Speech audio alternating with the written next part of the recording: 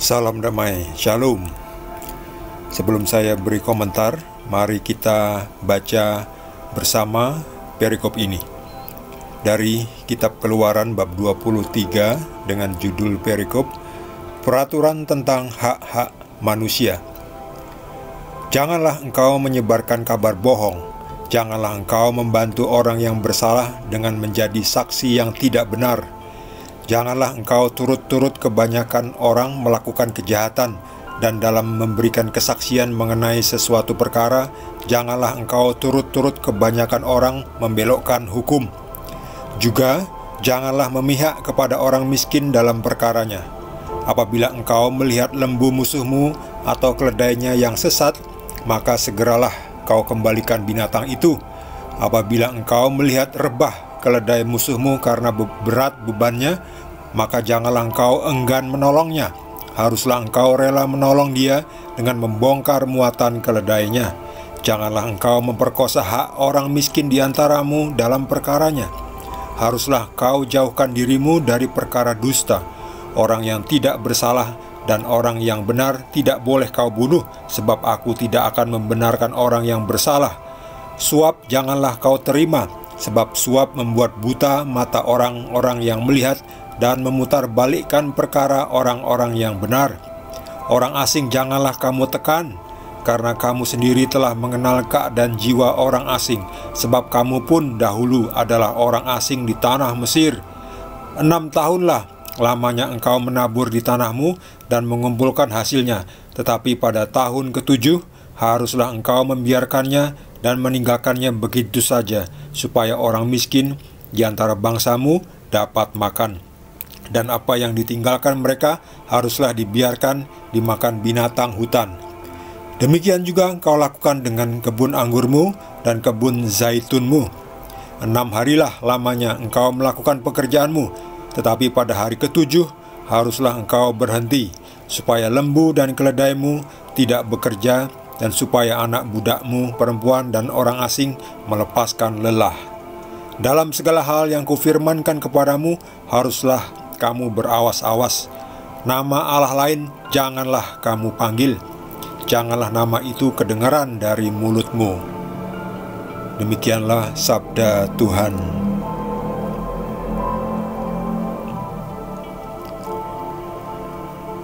Tuhan memperhatikan detail kebutuhan manusia. Perlunya peraturan yang mendetil supaya kita sendiri tidak bingung. Sebab sebelumnya Tuhan sudah memberi 10 perintah Tuhan. Jangan mencuri, jangan membunuh, jangan berzina, dan seterusnya. Tapi ini secara umum ya. Prakteknya itu kadang kita mesti harus mendapatkan tambahan untuk bagaimana melaksanakannya.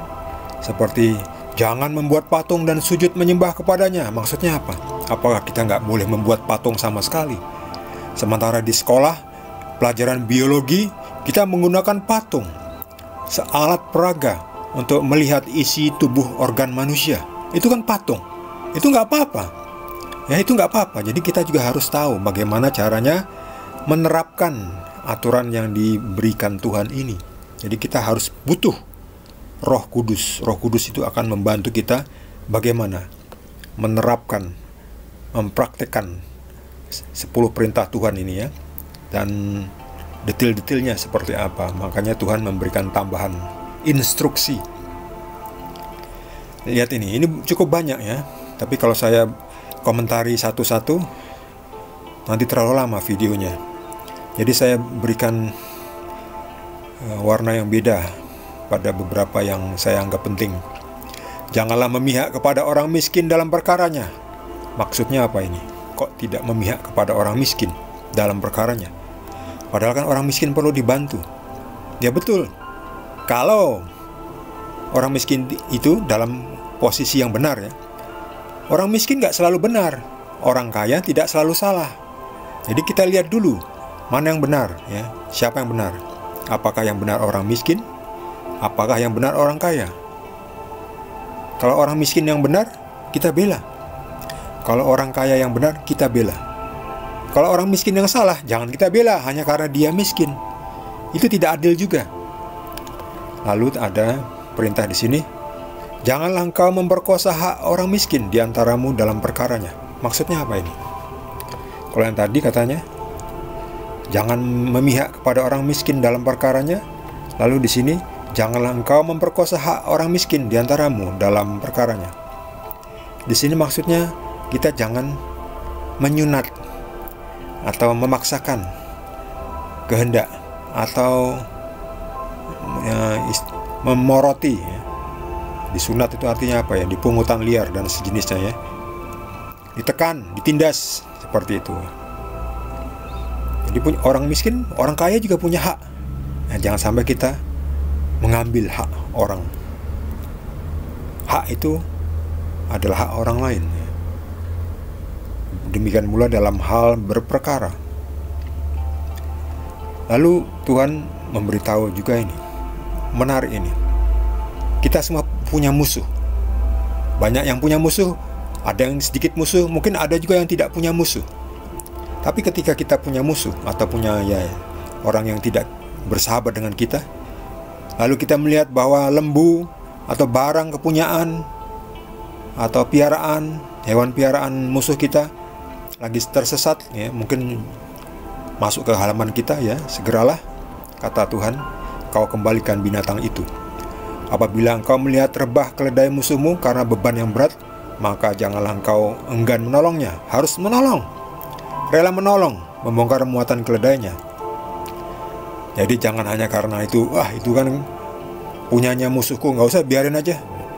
Kalau memang kita bisa bantu dan memang penting, mungkin nanti kalau tidak dibantu keledainya ini ya, nanti akan menghalangi jalan.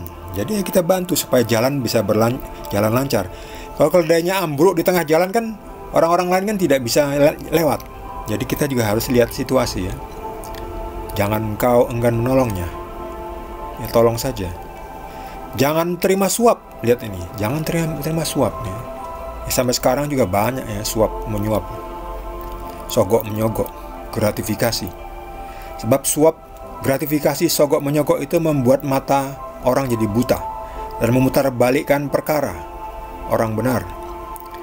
Yang benar diputarbalikkan, fakta yang benar diputarbalikkan. Demikian juga fakta tentang Yesus itu diputarbalikkan ya oleh orang-orang Yahudi waktu itu dengan menyuap para serdadu yang menjaga kuburan Yesus. Kamu katakan saja bahwa murid-muridnya mencuri jenazah Yesus, lalu diberi uang ya, disuap, dan memutarbalikkan fakta yang ada, memutarbalikkan perkara orang-orang yang benar, bahwa Yesus benar bangkitnya, bukan dicuri. Jenazahnya tidak dicuri. Kalau jenazahnya dicuri tetap saja mati ya, tetapi Yesus bangkit dan menampakkan diri kepada murid-muridnya dan juga kepada orang banyak. Jadi suap ini memang membuat membuta mata orang-orang. Jadi jangan ragu-ragu menolak suap ya. Jangan kalau melihat uang lalu matanya menjadi biru atau hijau, tolak. Sebab nanti upah atau hukuman di sana akan lebih berat ya. Nggak sumbut, nggak sepadan dengan suap itu. Lebih baik tetap pertahankan yang benar. Jangan memutarbalikkan perkara orang-orang benar. Jangan memutarbalikkan fakta yang benar bahwa Yesus adalah Tuhan dan Juru Selamat yang telah bangkit. Jadi tolak suap. Sampai sekarang masih banyak suap. 6 tahun engkau harus menabur di tanahmu dan bolehlah mengumpulkan hasilnya, tetapi tahun yang ke-7 gak usah dikumpulkan. Biar itu untuk tetangga-tetangga atau orang-orang miskin di antara bangsamu ya. Adil juga Tuhan kan. 6 hari lamanya engkau bekerja, tetapi hari ke-7 haruslah engkau berhenti, supaya pegawaimu, karyawanmu itu bisa melepaskan lelah, bisa istirahat. Jadi kalau Anda adalah seorang bos, employer ya, pemilik perusahaan, Anda jangan jadi kejam ya, seperti Firaun. Anda harus bersikap manusiawi. Ada aturan kerja ya, 8 jam sehari ya standarnya. Lalu di sini dikatakan pada hari ke-7 ya, kira-kira mungkin minggu libur. Ada juga yang libur 2 hari ya, Sabtu dan Minggu. Tinggal bagaimana nanti aturannya yang masuk akal ya, yang bisa diterima oleh dua belah pihak. Ya rata-rata kerja itu kan 40 jam seminggu ya. Ya bukan berarti lalu 40 jam terus kita tidak mau kerja.